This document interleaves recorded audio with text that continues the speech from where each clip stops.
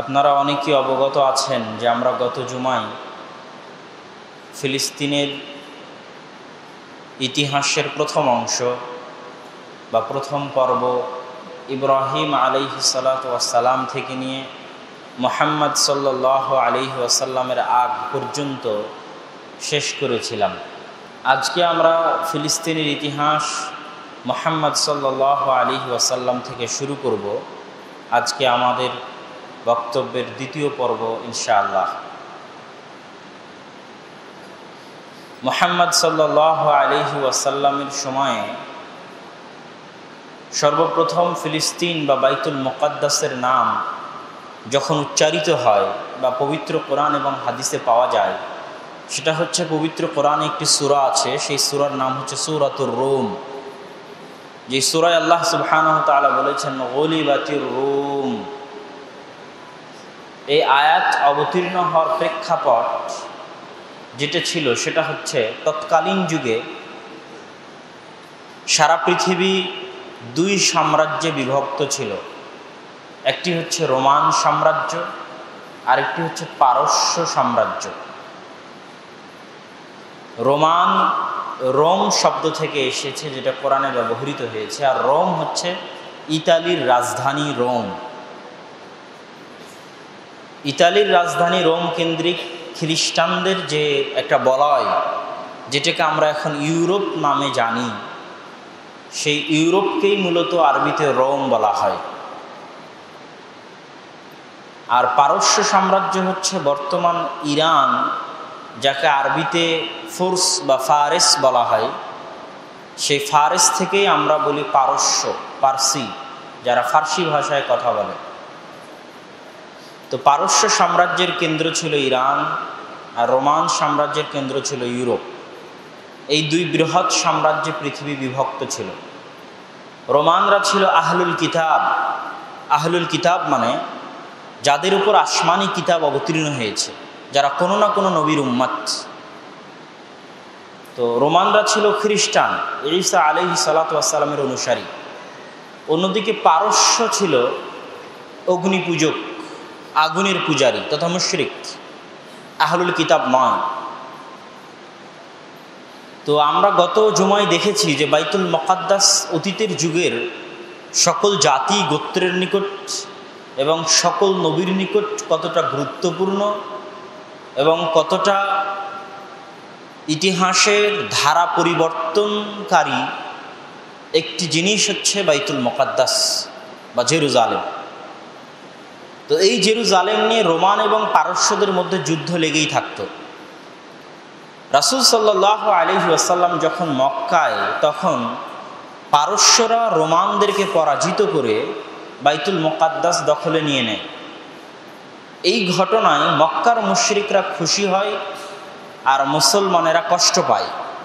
মুশরিকরা খুশি হয় এই জন্য যে পারস্যরা অগ্নিপূজক, তাদের সাথে তাদের মিল আছে, উভয়ই মুশরিক।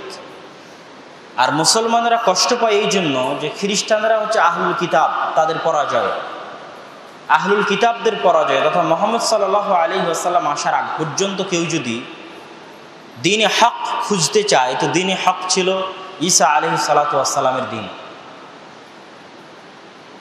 তো আহলুল কিতাবদের পরাজয়ে এবং মুশরিকদের বিজয়ে মক্কার মুশরিকরা খুশি হয় আর মক্কার মুসলমানেরা কষ্ট পায়।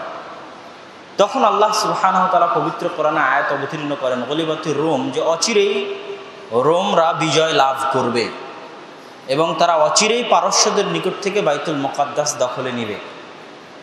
যেই বছরে মুহাম্মদ সাল্লাল্লাহু আলাইহি ওয়াসাল্লামের সাথে বদরের যুদ্ধ সংঘটিত হয়, ঠিক সেই বছরেই রোমানরা পারস্যদেরকে পরাজিত করে আগের পরাজয়ের 8 থেকে 9 বছর পরে পারস্যদেরকে পরাজিত করে পুনরায় বাইতুল মুকাদ্দাস দখলে নেয়। তখন মুসলমানেরা পুনরায় খুশি হয়। এটা হচ্ছে বাইতুল মুকাদ্দাসের সাথে মুসলমানদের বা মুহাম্মদ সাল্লাল্লাহু আলাইহি ওয়াসাল্লামের পবিত্র কোরআন এবং হাদিস খুঁজলে প্রথম সম্পর্ক খুঁজে পাওয়া যায়, যে বাইতুল মুকাদ্দাস আহলুল কিতাবদের হাতে থাকায় মুসলমানেরা খুশি হচ্ছে, আর অগ্নি পূজকদের হাতে থাকায় মুসলমানেরা কষ্ট পাচ্ছে। এখান থেকে আমাদের বর্তমান সময়ে একটা শিক্ষণীয় আছে, যেটা আমরা দেখি যে ফাতাহ এবং হামাস নিয়ে ফেসবুক, অনলাইন, ইউটিউব, টুইটারে অনেক তর্ক বিতর্ক, মতানৈক্য, মতভেদ। এই ঘটনা থেকে আমরা একটা জিনিস শিখতে পারি যে বাইতুল মুকাদ্দাস যদি একজন অগ্নিপূজকের হাতের চাইতে একজন আহলুল কিতাবের হাতে থাকার কারণে আল্লাহ রাসূল সন্তুষ্ট হয়, তাহলে ইহুদিদের হাতে থাকার চাইতে খ্রিস্টানদের হাতে থাকা ভালো। খ্রিস্টানদের হাতে থাকার চাইতে একজন মুসলমান যার আকীদা খারাপ যদি হয় তো তার হাতে থাকা ভালো। সুতরাং বাইতুল মুকাদ্দাসের লড়াইয়ে আপনাকে দেখতে হবে কে কম খারাপ এবং কার কাছে কালিমা আছে, কে মুসলমান। এই জায়গায় অন্যান্য বিভিন্ন বাহাস নিয়ে এসে ইহুদিবাদী জায়নিস্টদেরকে সহযোগিতা করা বা মুসলমানদেরকে কষ্ট দেওয়া, এটা হচ্ছে নির্বুদ্ধিতার পরিচয়। এরপরে দ্বিতীয় যখন বাইতুল মুকাদ্দাসের নাম পবিত্র কোরআন এবং ইতিহাসের পাতায় দেখা যায়, সেটা হচ্ছে মেরাজের ঘটনা। মেরাজের ঘটনায় আল্লাহ সুবহানাহু ওয়া তাআলা পবিত্র কোরআন মাজিদে বলেছেন, সূরা ইসরা, যেটা পবিত্র কোরআনের একদম মাঝামাঝি 15তম পারায় শুরু হচ্ছে, সুবহানাল্লাযী আসরা বিআবদিহি লাইলাম মিনাল মাসজিদিল হারাম ইলাল মাসজিদিল আকসা। ওই সত্তার মহাপবিত্রতা যিনি তার বান্দাকে ভ্রমণ করিয়েছেন কাবা থেকে আল মসজিদ আল আকসা, মসজিদুল হারাম থেকে মসজিদুল আকসা পর্যন্ত। তার বান্দাকে ভ্রমণ করিয়েছেন কাবা থেকে বাইতুল মুকাদ্দাস পর্যন্ত। এখানে পবিত্র কোরআনে আল্লাহ সুবহানাহু ওয়া তাআলা সরাসরি বাইতুল মুকাদ্দাসের নাম উচ্চারণ করেছেন। এটাই হচ্ছে মেরাজের ঘটনা, যেটার বর্ণনা দিতে গিয়ে রাসূল সাল্লাল্লাহু আলাইহি ওয়াসাল্লাম বহু হাদিসে মেরাজের ঘটনার বর্ণনা পাওয়া যায়। তার মধ্যে যতটুকু আমাদের বাইতুল মুকাদ্দাসের সাথে সম্পৃক্ত আমরা শুধু ততটুকুই নিব। আবু যার গিফারি রাদিয়াল্লাহু তাআলা আনহু থেকে বর্ণিত, তিনি বলেন রাসূল সাল্লাল্লাহু আলাইহি ওয়াসাল্লাম বলেছেন, ফুরিজা আন সাকফি বাইতি, আমার বাড়ির ছাদ ফেড়ে জিবরাইল আসলেন, ওয়া না বিমাক্কাহ, এমতো অবস্থায় আমি মক্কায় আছি। তারপর তিনি আমার সিনা চাক বুক কাটলেন এবং একটি স্বর্ণের পাত্রে জমজমের পানি দিয়ে তিনি আমার সিনা ধৌত করলেন। সুম্মা গাসালাহু বিমা'i জামজাম, তারপরে হিকমত এবং ঈমানে পরিপূর্ণ করে আমার আত্মাকে বা অন্তরকে পুনরায় স্থাপন করা হলো। ফাফরাগাহু ফি সদরি, আমার বুকের মধ্যে স্থাপন করা হলো। সুম্মা আখাযা বিয়াদি, তারপরে তিনি আমাকে নিয়ে চলতে শুরু করলেন। আনাস বিন মালিক রাদিয়াল্লাহু তাআলা আনহুর বর্ণনায় তার এই চলার বর্ণনাটা পাওয়া যায়। রাসূল সাল্লাল্লাহু আলাইহি ওয়াসাল্লাম বলেন, আমার নিকটে নিয়ে আসা হয়েছে বিল বোরাক, বোরাককে, হুয়া দাব্বাতুন ফাওকাল হিমার, যেটা ঘোড়ার চাইতে ছোট কিন্তু গাধার চাইতে একটু বড়। তার দৃষ্টিশক্তি ততদূর পর্যন্ত সে তার পা রাখে। ফারাকিবতুহু হাত্তা আতাইতু বাইতাল মাকদিস, আমি সেটাতে আরোহণ করলাম, আমাকে আরোহণ করতে বলা হলো। তারপরে আমি চলে আসলাম বাইতুল মাকদিসে। ফারাবাতুহু বিল হালাকাহ আল্লাতী তারবুতু বিহাল আম্বিয়া, আমি এই বোরাককে বাঁধলাম ওই জায়গার সাথে যেই জায়গায় আম্বিয়ায়ে কেরাম বাঁধতেন। কেননা অতীতের চলে যাওয়া সব অধিকাংশ নবীর স্মৃতি বিজড়িত হচ্ছে বাইতুল মুকাদ্দাস, যেটা আমরা গত জুমায় আলোচনা করেছি। তো যেখানে নবীরা তাদের বাহন বাঁধতেন, আমি সেখানে আমার এই বাহনটা বাঁধলাম। সুম্মা দাখালতু, তারপর আমি প্রবেশ করলাম মসজিদ আকসায়। ফাসাল্লাইতু বিরাকাতাইন, এবং সকল নবীকে সাথে করে নিয়ে 2 রাকাত সালাত আদায় করলাম। তাহলে ইসলামের ইতিহাসে দ্বিতীয়বার যখন বাইতুল মুকাদ্দাসের নাম আমরা দেখতে পাচ্ছি, তখন আল্লাহ রাসূল মক্কায়, আর সেটা হচ্ছে মেরাজের ঘটনা, যেটা আল্লাহ পবিত্র কোরআনেও বর্ণনা করেছে, যেটা রাসূল সাল্লাল্লাহু আলাইহি ওয়াসাল্লামের বিভিন্ন হাদিসেও পাওয়া যায়। তৃতীয়, ইসলামের ইতিহাসে রাসূল সাল্লাল্লাহু আলাইহি ওয়াসাল্লামের জীবদ্দশায় বাইতুল মুকাদ্দাসের আলোচনা।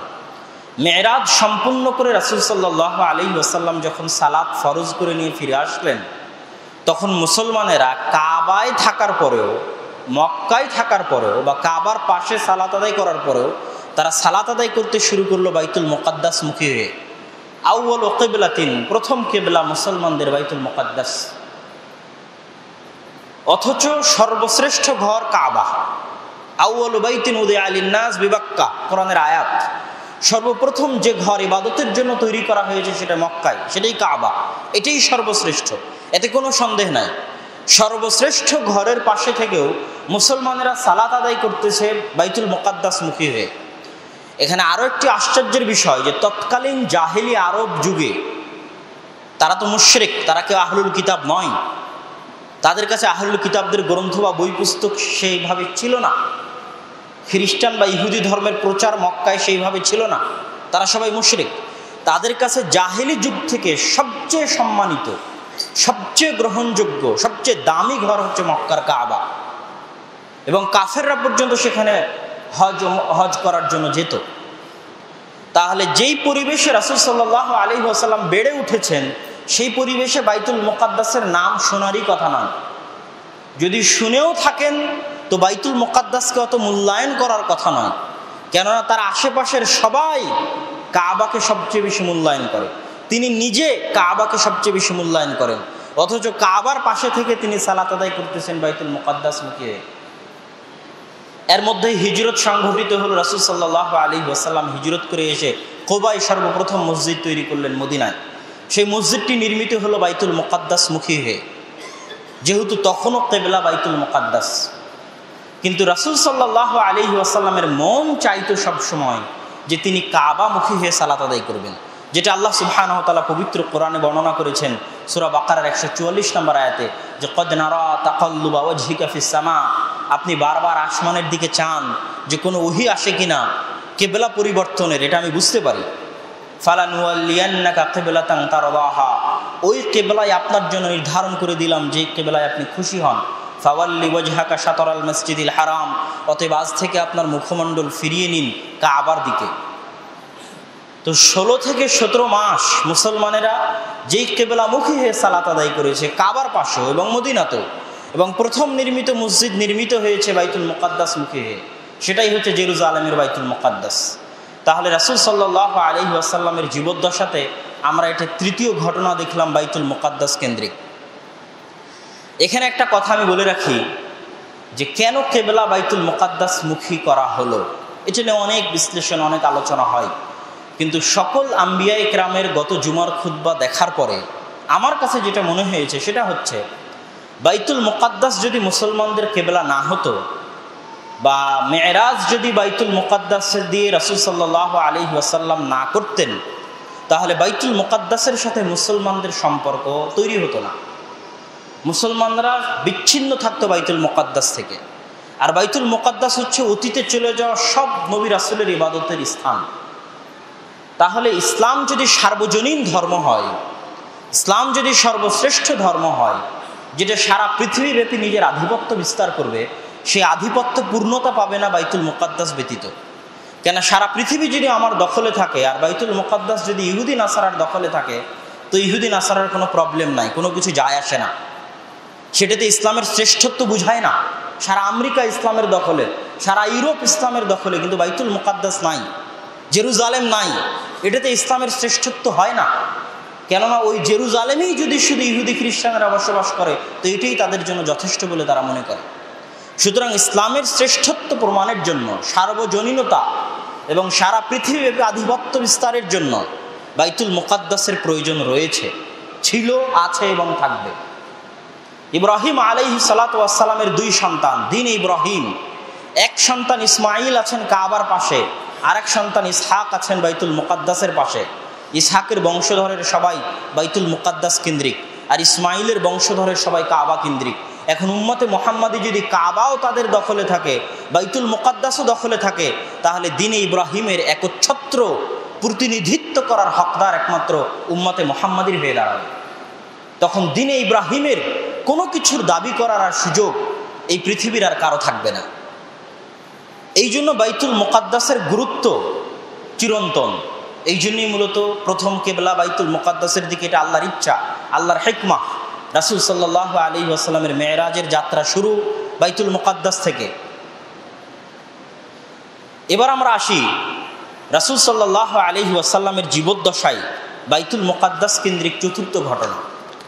এই চতুর্থ ঘটনায় আমরা দেখব যে বাইতুল মুকাদ্দাসে রাসূল সাল্লাল্লাহু আলাইহি ওয়াসাল্লামের নাম উচ্চারিত হচ্ছে, যেই ঘটনা পরবর্তীতে সুফিয়ান রাদিয়াল্লাহু তাআলা আনহু, যিনি তার প্রথম জীবদ্দশায় কাফের ছিলেন এবং পরবর্তীতে ইসলাম গ্রহণ করেছেন, তিনি বিস্তারিতভাবে সহিহ বুখারী ওহী অধ্যায়ে এই আলোচনা পেশ করেছেন, যেখানে বাইতুল মুকাদ্দাসে রাসূল সাল্লাল্লাহু আলাইহি ওয়াসাল্লামের নাম উচ্চারিত হচ্ছে। সেই ঘটনা হচ্ছে হুদাইবিয়ার সন্ধির পরে রাসূল সাল্লাল্লাহু আলাইহি ওয়াসাল্লাম চিঠি প্রেরণ করা শুরু করলেন বিভিন্ন বাদশার নিকটে। যেই রোমানদের বাইতুল মুকাদ্দাস বিজয়ে আল্লাহ রাসূল খুশি হয়েছিলেন, মক্কার মুসলমানেরা খুশি হয়েছিল, সেই রোমানদের নিকটেই বাইতুল মুকাদ্দাসে রাসূল সাল্লাল্লাহু আলাইহি ওয়াসাল্লাম চিঠি পাঠালেন ইসলাম গ্রহণের। আর হুদাইবিয়ার সন্ধির কারণে যেহেতু মক্কার মুশরিকদের কাছেও কোনো যুদ্ধ বিগ্রহ নাই, এই জন্য মক্কার মুশরিকরাও বের হলো ব্যবসার উদ্দেশ্যে। ব্যবসার উদ্দেশ্যে বের হওয়া মক্কার মুশরিকদের কাফেলা সুফিয়ান রাদিয়াল্লাহু তাআলা আনহুর নেতৃত্বে যখন পৌঁছল বাইতুল মুকাদ্দাসে বা বাইতুল মুকাদ্দাসের আশেপাশে, ঠিক সেই মুহূর্তে রাসূল সাল্লাল্লাহু আলাইহি ওয়াসাল্লামের চিঠি গিয়ে পৌঁছে রোমান বাদশাহ হিরাক্লিয়াসের নিকটে। রোমান বাদশার নিকটে যখন রাসূল সাল্লাল্লাহু আলাইহি ওয়াসাল্লামের চিঠি দেওয়া হয়, তখন তিনি বাইতুল মুকাদ্দাসে, সেটাকে তারা বলতো ইলিয়া, হাদিসে শব্দটা এসেছে ইলিয়া। ইলিয়া মানে হচ্ছে আল্লাহর ঘর, হিব্রু ভাষায় বাইতুল্লাহ, আল্লাহর ঘর। এই নামটা ইসহাক বা ইয়াকুব আলাইহি সালাতু ওয়াস সালাম দিয়েছিলেন বলে ঐতিহাসিকগণ ধারণা করেন। তো এখন যখন চিঠি গিয়ে পৌঁছলো রোমান বাদশার নিকটে, তখন তার নিকটে এই খবরও গেল যে আরব থেকে একদল মানুষ ব্যবসা করতে এসেছে। তখন তিনি এই চিঠি পড়ার আগেই তাদেরকে ডেকে পাঠালেন। এবার বিস্তারিত এখানে আলোচনা হচ্ছে হাদিসে ডেকে পাঠানোর পর। তখন বাদশাহ জিজ্ঞেস করছে, আইয়ুকুম আকরাবু নাসাবান বিহাযা রাজুল। এই মক্কার কাফের মুশরিকদের যে ব্যবসায়ী গ্রুপ বাইতুল মুকাদ্দাসে তাদেরকে বাদশাহ ডেকে পাঠালো, তাদেরকে বাদশাহ জিজ্ঞেস করছে, আচ্ছা আমার নিকটে অমুকের চিঠি এসেছে, তার সবচেয়ে নিকটবর্তী তোমাদেরকে, তোমাদের মধ্যে ওই ব্যক্তি তথা মুহাম্মদ সাল্লাল্লাহু আলাইহি ওয়াসাল্লামের সবচেয়ে নিকটবর্তী কে? তখন সুফিয়ান বললেন রাদিয়াল্লাহু তাআলা আনহু যে আমি আকরাবুহুম নাসাবান, বংশগত দিক থেকে আমি তার সবচেয়ে নিকটবর্তী। তখন বাদশাহ বলল, উদনুহু মিন্নি, আমার নিকটে আসো, কাছে আসো। আকাররিবু আসহাবাহু ফাজআলুহুম ইনদা যাহরি সুম্মা ক্বালা লিতুরজুমানিহি কুল লাহুম ইন্নী সাইলুন আন হাযা রাজুল ফাইন কাযাবানি ফাকাযযিবুহু। সুফিয়ান রাদিয়াল্লাহু তাআলা আনহুকে কাছে নিয়ে তার আর যারা প্রতিনিধি ছিল, সাথে ব্যবসা করতে এসেছিল, তাদেরকে একটু দূরে রেখে, তার পিছনে রেখে তিনি তার দোভাষীকে বলছেন, ওদেরকে বলে দাও আমি এই ব্যক্তি তথা মুহাম্মদ সাল্লাল্লাহু আলাইহি ওয়াসাল্লাম সম্পর্কে সুফিয়ান তাকে জিজ্ঞেস করব, এ যদি মিথ্যা বলে তাহলে তোমরা যেন তাকে মিথ্যায়িত করো। ফাইন কাযাবানি, সুফিয়ান যদি মিথ্যা বলে তাহলে তোমরা যেন বলে দাও যে সুফিয়ান মিথ্যা বলছে। এবার সুফিয়ান রাদিয়াল্লাহু তাআলা আনহু বলছেন, ফাওয়াল্লাহি লাউলাল হায়াউ মিন আন ইয়াসিরু আলাইয়া কাযিবান, যদি মিথ্যা বলতে আমার লজ্জা না লাগতো তাহলে সেই দিন আমি মিথ্যা বলতাম। এটা সুফিয়ান রাদিয়াল্লাহু আনহু, তখন তিনি কাফেরদের সর্দার এবং বহু যুদ্ধে তিনি আল্লাহ রাসূলের বিরুদ্ধে নেতৃত্ব দিয়েছেন। বদরের যুদ্ধে আবু জাহালের পাশে থেকেছেন, উহুদের যুদ্ধে নিজে নেতৃত্ব দিয়েছেন, খন্দকের যুদ্ধে নেতৃত্ব দিয়েছেন, বহু যুদ্ধে নেতৃত্ব দিয়েছেন। হুদাইবিয়ার সন্ধি তার মাধ্যমে হয়েছে আল্লাহ রাসূল এবং তার মুখোমুখিতে। তো বহু যুদ্ধে তিনি কাফেরদের সর্দার এবং মক্কার মুশরিকদের সর্দার। তিনি বলছেন যে আমি যদি মিথ্যা বলতে লজ্জা না পেতাম তাহলে সেই দিন মিথ্যা বলতাম। তাহলে কল্পনা করেন, একজন কাফের মিথ্যা বলতে লজ্জা পায়। আরবদের নিকটে মিথ্যা বলা কত কঠিন অপরাধ ছিল, আর এখন মুসলমান অহরহ মিথ্যা বলে, 24 ঘন্টা মিথ্যা বলে, সকাল সন্ধ্যা মিথ্যা বলে, উঠতে বসতে মিথ্যা বলে। অথচ সুফিয়ান কাফের অবস্থায় মিথ্যা বলতে লজ্জা পাচ্ছে। তো প্রথম তাকে যে জিজ্ঞাসা করা হলো, সেই জিজ্ঞাসা হচ্ছে কাইফা নাসাবুহু ফীকুম, আচ্ছা এই ব্যক্তি যে নবুয়তের দাবি করছে তার নাসাব, তার বংশমর্যাদা তোমাদের মধ্যে কেমন? তা আমি বললাম হুয়া ফীনা যু নাসাব, তিনি আমাদের মধ্যে উঁচু বংশমর্যাদার অধিকারী। ফাহাল ক্বালা হাযাল কওলু মিনকুম আহাদুন ক্বাত্তু ক্বাবলাহ, আচ্ছা এই বংশের মধ্যে আগে কি কেউ নবুয়তের দাবি করেছিল? আমি বললাম না, এই বংশের মধ্যে আগে কেউ কোনোদিন নবুয়তের দাবি করেনি। ফাহাল কানা মিন আবাইহি মিন মালাক, আচ্ছা এই বংশে আগে কি কেউ কোনোদিন রাজা ছিল? আমি বললাম না, এই বংশে আগে কেউ কোনোদিন রাজা ছিল না। তখন হেরাক্লিয়াস জিজ্ঞেস করছে, ফাআশরাফুন নাস ইয়াত্তাবিউনাহু আম দুআফাউহুম, তার অনুসরণ কারা করে, সমাজের গরিব মানুষ না সমাজের ধনী মানুষ? আমি বললাম বাল দুআফাউহুম, সমাজের গরিব মানুষ তার অনুসরণ করে, মিসকিন মানুষ। আমি বললাম আয়াজিদুন আম ইয়ানকুসুন, তার সদস্য সংখ্যা দিন দিন বাড়ছে না কমছে? আমি বললাম বাল ইয়াজিদুন, বরং দিন দিন বাড়ছে। ফাহাল ইয়ারতাদ্দু আহাদুম মিনহুম সাখতাতান লিদীনিহি বা'দা ইয়াদখুলু ফিহি, তাদের মধ্যে কেউ কি ইসলাম ধর্ম একবার গ্রহণ করার পর পুনরায় ফিরে আসে? আমি বললাম না, কেউ যদি একবার ইসলাম গ্রহণ করে আর ফিরে আসে না। ফাহাল কুনতুম তাত্তাহিমুনাহু বিল কাযিব ক্বাবলা আন ইয়াকুলা মা ক্বাল, আচ্ছা নবুয়তের দাবি করার পূর্বে তোমরা কি কেউ তাকে মিথ্যার অভিযোগে অভিযুক্ত করেছো কোনোদিন, যে মোহাম্মদ মিথ্যা কথা বলে? নবুয়তের দাবি করার পূর্বে কোনোদিন তোমাদের মাঝে মিথ্যা বলা প্রমাণিত হয়েছে কিনা? তখন আমি বললাম যে না, নবুয়তের দাবি করার পূর্বে কোনোদিন তার মিথ্যা বলা প্রমাণিত হয়নি, সে মিথ্যা বলতো না। ফাহাল ইয়াকদের, সে কি ওয়াদা করে ভঙ্গ করে, চুক্তি করে লঙ্ঘন করে? আমি বললাম না, সে কোনোদিন ওয়াদা করে ভঙ্গ করে না, চুক্তি করে লঙ্ঘন করে না। তবে হ্যাঁ, আমরা এখন একটা চুক্তির মধ্যে আছি, জানি না এই চুক্তির বিষয়ে কি করবে। এবার সুফিয়ান রাদিয়াল্লাহু তাআলা বলছেন, এই একটা কথা ঢুকানো ছাড়া মুহাম্মদ সাল্লাল্লাহু আলাইহি ওয়াসাল্লামের বিপরীতে আর কোনো কথা আমি ঢুকাতে পারিনি। একটা সন্দেহ ঢুকিয়ে দিলাম যে না, আগে তো কোনোদিন চুক্তি ভঙ্গ করেনি, কিন্তু এখন তো হুদাইবিয়ার সন্ধি আছে, না জানি কি করে ভঙ্গ করতেও পারে। তাহলে একটা নেগেটিভ পয়েন্ট আমি এখানেই মাত্র ঢুকাতে পেরেছি, আগে পরে কোথাও ঢুকাতে পারি। তোমরা কি তার সাথে ফাহাল কাতালতুমুহু, তোমরা কি তার সাথে যুদ্ধ করেছো? বললাম হ্যাঁ, আমরা তার সাথে যুদ্ধ করেছি।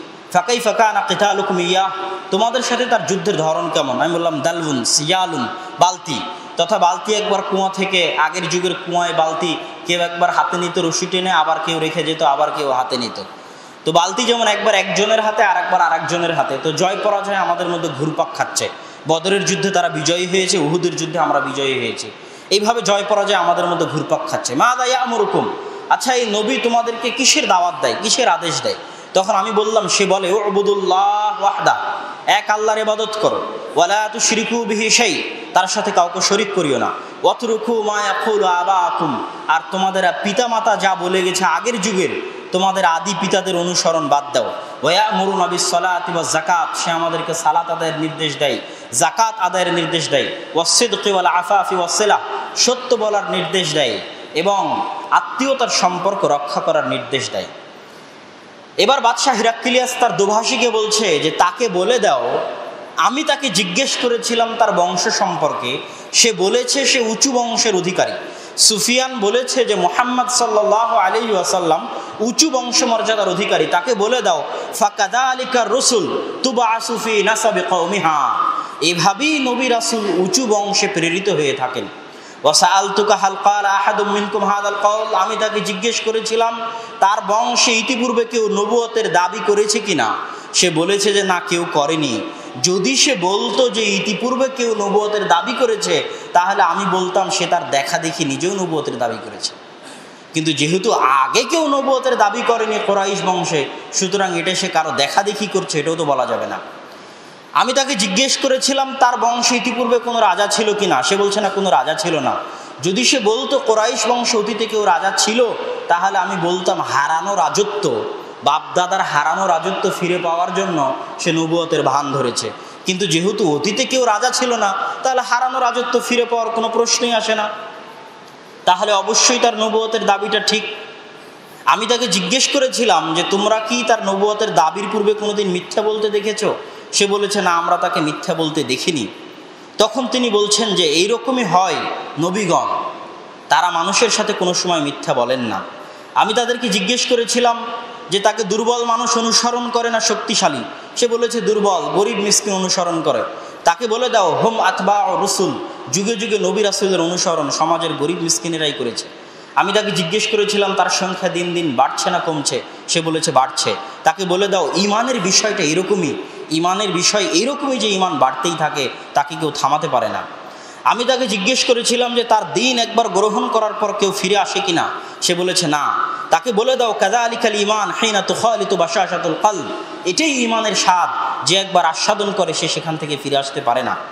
আমি তাকে বলেছিলাম সে চুক্তি করে ভঙ্গন করে কিনা, সে বলেছে না, করে না। বলছে নবীরা এরকমই হয়, নবীরা চুক্তি করে ওয়াদা করে ভঙ্গ করে না।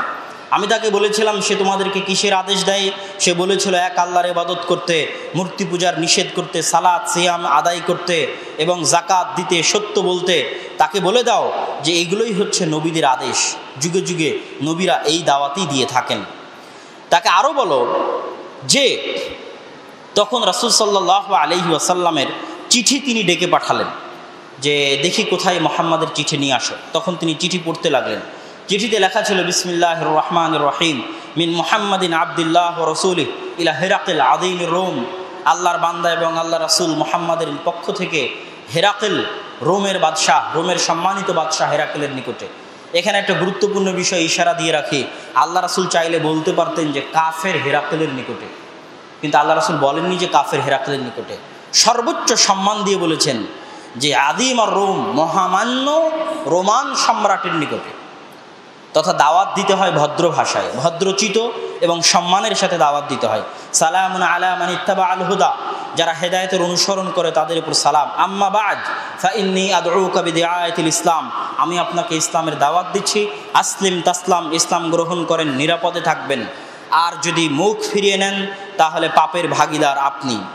তখন এবার হেরাকেল এই চিঠি পড়ার পর বলল, বলে দাও সে যা যা বলল সব যদি সত্য হয়ে থাকে, ফায়াসলামুকা মাউদিই কাদামাইয়া হাতাইন, একদিন আসবে যেই দিন আমার পায়ের নিচে যে মাটি আছে দাদা বাইতুল মুকাদ্দাস, আমাদের আলোচনার বিষয় বাইতুল মুকাদ্দাস, আমার পায়ের নিচে যে মাটি আছে বাইতুল মুকাদ্দাস একদিন তার পদানত হবে, তার করতালগত হবে, সে একদিন তার অধীনস্থ হবে এই বাইতুল মুকাদ্দাস। এই ভবিষ্যৎবাণী বাদশাহ হিরাক্লিয়াস করে গেলেন। এটা আমরা রাসূল সাল্লাল্লাহু আলাইহি ওয়াসাল্লামের জীবদ্দশায় চতুর্থ ঘটনা দেখলাম। বাইতুল মুকাদ্দাসে আল্লাহ রাসূলের নাম উচ্চারিত হলো। বাইতুল মুকাদ্দাসের অধিকারী রোমান সম্রাট হিরাক্লিয়াস, সে এখানে কেন এসেছিল? ওই যে পারস্যদের কাছ থেকে বিজয় লাভ করে, রোমানরা যখন বিজয় লাভ করলো, তখন কুস্তুনতুনিয়া তথা তুরস্কের বর্তমান ইস্তাম্বুল থেকে পায়ে হেঁটে হজ করার জন্য বাইতুল মুকাদ্দাসে এসেছে। খ্রিস্টানরা হজ করার জন্য বাইতুল মুকাদ্দাসে আসতো। হিরাক্লিয়াস কুস্তুনতুনিয়া থেকে পায়ে হেঁটে এসেছে। সেই সময় আল্লাহ রাসূলের চিঠি তার নিকটে গেছে বাইতুল মুকাদ্দাসে। তাহলে আমার পায়ের নিচে যেই মাটি আছে এই মাটি মুহাম্মদ সাল্লাল্লাহু আলাইহি ওয়াসাল্লামের অধীনস্থ হবে। এবার আমরা দেখব রাসূল সাল্লাল্লাহু আলাইহি ওয়াসাল্লামের জীবদ্দশাতে দুইটা বড় যুদ্ধ রাসূল সাল্লাল্লাহু আলাইহি ওয়াসাল্লাম পরিচালনা করেছেন বাইতুল মুকাদ্দাস বা শাম বা ফিলিস্তিন বিজয় করার জন্য। তার মধ্যে একটা বিখ্যাত যুদ্ধ হচ্ছে মুতার যুদ্ধ। আপনারা গুগল ম্যাপে যদি মুতা লিখে সার্চ দেন তাহলে দেখবেন জর্ডানের ডেড সির এক পারে মুতা আর এক পারে হচ্ছে ফিলিস্তিন বা জেরুজালেম। দুটোর দূরত্ব 100 থেকে 120 কিলোমিটারের বেশি হবে না। তথা মুতার যুদ্ধ সাহাবীরা যেখানে লড়াই করেছিলেন রাসূল সাল্লাল্লাহু আলাইহি ওয়াসাল্লামের জীবদ্দশায়, সেটা বাইতুল মুকাদ্দাসের অতি নিকটে। এবং এই লড়াইয়ে রাসূল সাল্লাল্লাহু, এটা ছিল বাইতুল মুকাদ্দাস বিজয় করার জন্য মুসলমানদের প্রথম যুদ্ধ। মুসলমানদের ইতিহাসে আল্লাহ রাসূলের জীবদ্দশায় বাইতুল মুকাদ্দাস বিজয় করার জন্য প্রথম যুদ্ধ। যুদ্ধটা হয়েছিল রাসূল সাল্লাল্লাহু আলাইহি ওয়াসাল্লাম বসরার বাদশাহ, যে রোমান সম্রাট হিরাক্লিয়াসের অধীনে গভর্নর দায়িত্ব পালন করত, তার নাম হচ্ছে শুরাহবিল ইবনে আমর আল গাসসানি। তার নিকটে আল্লাহ রাসূল চিঠি পাঠিয়েছিলেন ইসলামের দাওয়াত দিয়ে। সে আল্লাহ রাসূলের দূতকে হত্যা করেছিল। আর যে নিয়ম হচ্ছে দূতকে হত্যা করা হয় না, আল্লাহ রাসূল কোনো সময় দূতকে হত্যা করেননি। পৃথিবীতে নিয়ম এটা যে দূতকে হত্যা করতে হয় না। যখন দূতকে সে হত্যা করলো তখন রাসূল সাল্লাল্লাহু আলাইহি ওয়াসাল্লাম প্রচণ্ড ক্ষিপ্ত হলেন এবং অত্যন্ত দুর্বল শক্তির অধিকারী হওয়ার পরেও, অত্যন্ত দুর্বল সাম্রাজ্যের অধিকারী হওয়ার পরেও তিনি রোমানদের বিরুদ্ধে সেনাবাহিনী প্রেরণ করলেন। আর সেই সেনাবাহিনীর সংখ্যা ছিল মাত্র 3000। রাসূল সাল্লাল্লাহু আলাইহি ওয়াসাল্লাম তার সেনাপতি নির্ধারণ করে দিলেন। রাসূল সাল্লাল্লাহু আলাইহি ওয়াসাল্লাম এইভাবে সেনাপতি নির্ধারণ করে দিলেন যে শোনো, প্রথমে দায়িত্ব পালন করবে যায়েদ বিন হারেসা, তারপরে দায়িত্ব পালন করবে জাফর, তারপরে দায়িত্ব পালন করবে আব্দুল্লাহ বিন রাওয়াহা। এখান থেকে বোঝা যাচ্ছে যে যখন আল্লাহ রাসূল 3 জন সেনাপতি নির্ধারণ করলেন তথা তারা অনেকেই মারা যাবেন বা আগের 2 জন অন্তত পক্ষে মারা যাবেন, এটা তারা বুঝেই নিয়েছেন। যায়েদ বিন হারেসা বুঝেই নিয়েছেন যে এই যুদ্ধে তার মৃত্যু হবে, এবং জাফর ইবনে আবি তালেব বুঝেই নিয়েছেন যে এই যুদ্ধে তার মৃত্যু হবে। তো ফিলিস্তিনের মাটিতে ঝরা একজন মুসলমানের রক্তের প্রতিশোধ নিতে, যে একজনকে আল্লাহ রাসূল দূত হিসেবে পাঠিয়েছিলেন, ওই রক্ত ফিলিস্তিনের মাটিতে ঝরেছিল। ফিলিস্তিনের মাটিতে ঝরা একজন মুসলমানের রক্তের প্রতিশোধ নিতে রাসূল সাল্লাল্লাহু আলাইহি ওয়াসাল্লাম দুর্বল সাম্রাজ্যের অধিকারী হওয়ার পরও তার সেনাবাহিনী রওনা করে দিলেন। মুতার যুদ্ধে মুসলমানরা এক ভয়ঙ্কর যুদ্ধে লিপ্ত হলো। তাদের বিপরীতে প্রায় 1 লক্ষ রোমান সৈন্যবাহিনী ছিল, আর মুসলমানরা ছিল মাত্র 3000। 3000 মানুষ হাতে গোনা যায়, আর কোথায় 1 লক্ষ সেনাবাহিনীর বিপরীতে 3000 মুসলমানের এই অসম যুদ্ধে। এবং আগে থেকে আমি বলে এসেছি গত জুমার খুতবাতেও, যে যখন মুসা আলাইহিস সালাতু ওয়াস সালামের উপর বাইতুল মুকাদ্দাস বিজয়ের নির্দেশ আসলো, তখনও সেটা ছিল অসম যুদ্ধ। যখন জালুতকে পরাজিত করে দাউদ এবং তালুতের উপর বাইতুল মুকাদ্দাস বিজয়ের নির্দেশ আসলো, তখনও সেটা ছিল অসম যুদ্ধ, যেটা আমরা আরও সামনে দেখতে থাকবো, যে ইসলামের ইতিহাসে বাইতুল মুকাদ্দাস কেন্দ্রিক প্রত্যেকটা যুদ্ধ ছিল অসম যুদ্ধ। প্রথমে যায়েদ বিন হারেসা মারা গেলেন, তারপরে জাফর ইবনে আবি তালেব মারা গেলেন, তারপরে আব্দুল্লাহ বিন রওয়াহাও মারা গেলেন। আব্দুল্লাহ বিন রওয়াহার ক্ষেত্রে বলা হয় যে যখন মুসলমানেরা একটু ভয় ভয় পাচ্ছিল, ভীত হচ্ছিল, বিশাল 1 লক্ষ মানুষের বিশাল বাহিনী দেখে আর মাত্র 3000 মুসলমানের সৈন্য দেখে, তখন আব্দুল্লাহ বিন রওয়াহা বলছিলেন, ইয়া কওম ওয়াল্লাহি ইন্নাল্লাতী তাকরাহুনা লাল্লাতী খারাজতুম তাতলুবুন, শোনো হে আমার জাতি, যেই জিনিসটা তোমরা ভয় পাচ্ছ ওই জিনিসের আকাঙ্ক্ষাতেই তোমরা বের হয়েছো। তোমরা ভয় পাচ্ছ মৃত্যুর, কিন্তু তোমরা বের হয়েছো মৃত্যুর আকাঙ্ক্ষাতে, সেটা হচ্ছে শাহাদাত বরণ করা। ওয়ামা নুকাতিলুন নাস বিআদাদিন ওয়ালা কুওয়াতিন ওয়ালা কাসরা, শোনো, আমরা যুদ্ধ করি না মানুষের সাথে সংখ্যা দিয়ে, আমরা যুদ্ধ করি না মানুষের সাথে শক্তি দিয়ে, আমরা যুদ্ধ করি না মানুষের সাথে ক্ষমতা দিয়ে। মা নুকাতিলুহুম ইল্লা বিহাদাদ-দ্বীন, বরং আমরা মানুষের সাথে যুদ্ধ করি এই দিন দিয়ে, আ'আজ্জানাল্লাহু বিহি, যেই দিন দিয়ে আল্লাহ আমাদেরকে সম্মানিত করেছেন। ফাইন্নামা হিয়া ইহদাল হাসানাইন, তোমরা সামনে এগিয়ে যাও, তোমাদের জন্য 2টা কল্যাণকর জিনিস অপেক্ষা করছে, হয় বিজয় না হয় শাহাদাত। এই শাহাদাতের তামান্না নিয়ে তোমরা বের হয়েছ, সুতরাং এখানে ভয়ের কিছু নাই। আব্দুল্লাহ বিন রওয়াহার ক্ষেত্রে সঠিক সানাদ সহ প্রমাণ আকারে পাওয়া যায় যে যখন তিনি যুদ্ধের মাঠের নেতৃত্বভার গ্রহণ করলেন এবং রায়াহ ঝান্ডা যখন তার হাতে ছিল, তখন তার ডান হাত কেটে গেলে তিনি সেই ঝান্ডা বাম হাত দিয়ে উত্তোলন করেছিলেন। বাম হাত কেটে গেলে তিনি 2 হাত একত্রিত করে সেই ঝান্ডা উত্তোলন করে রেখেছিলেন। এবং পরবর্তীতে আব্দুল্লাহ বিন ওমর রাদিয়াল্লাহু তাআলা আনহুর রিওয়ায়াতে পাওয়া যায় যে তার শরীরে 70-এরও অধিক, হাত্তা কুতিয়া জাসাদাহু নিসফাইন, তার শরীরে 90-এর অধিক তীরের আঘাত এবং তরবারির আঘাত পাওয়া গেছিল।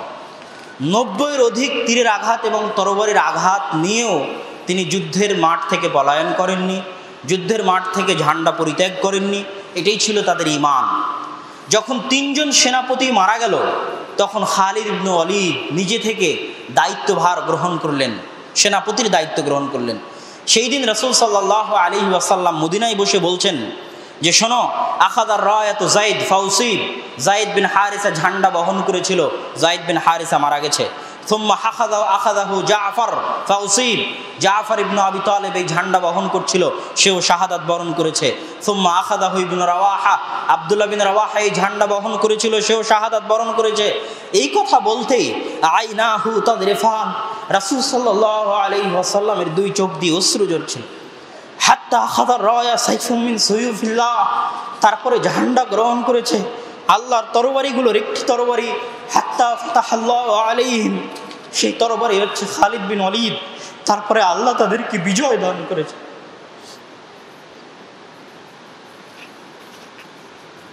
বাইতুল মুকাদ্দাস বিজয়ের জন্য মুসলমানদের মুহাম্মদ সাল্লাল্লাহু আলাইহি ওয়াসাল্লামের জীবদ্দশায় 2য় যুদ্ধ ছিল তাবুকের যুদ্ধ। মুতার যুদ্ধে এক প্রকার পরাজয় বরণ করে যখন রোমানরা পূর্ণ শক্তিতে মদিনার উপর আক্রমণ করার প্রস্তুতি নিচ্ছে, তখন রাসূল সাল্লাল্লাহু আলাইহি ওয়াসাল্লাম সিদ্ধান্ত নিলেন যে তাদেরকে মদিনার বাইরে আটকাতে হবে। যদি মদিনার বাইরে আটকাতে না পারি তাহলে ইসলামের এই ছোট্ট ক্ষুদ্র সাম্রাজ্য ধূলিসাৎ হয়ে যেতে পারে। আর পরাজয় যদি মদিনার বাইরে হয় তো পালিয়ে এসে মদিনায় আশ্রয় নেওয়া যাবে। এই জন্য রাসূল সাল্লাল্লাহু আলাইহি ওয়াসাল্লাম প্রস্তুতি স্বরূপ মদিনার অসহায় দরিদ্র মিসকিন মুসলমানদেরকে নির্দেশ দিলেন দান করার জন্য, সাদাকা করার জন্য। সেই দিন ওমর রাদিয়াল্লাহু তাআলা আনহু বলছেন, আল ইয়াউম আসবিকু আবু বকর, আজকে তাবুকের যুদ্ধের জন্য যখন আল্লাহ রাসূল দানের কথা বললেন, তখন আমি ওমর ভাবছি যে আজকে আমি আবু বকরকে অতিক্রম করে যাব। এই মনে করে আমি আমার অর্ধেক সম্পদ নিয়ে উপস্থিত হলাম। অর্ধেক সম্পদ নিয়ে উপস্থিত হওয়ার পর আমি দেখি আবু বকর রাদিয়াল্লাহু তাআলা আনহু এসেছেন।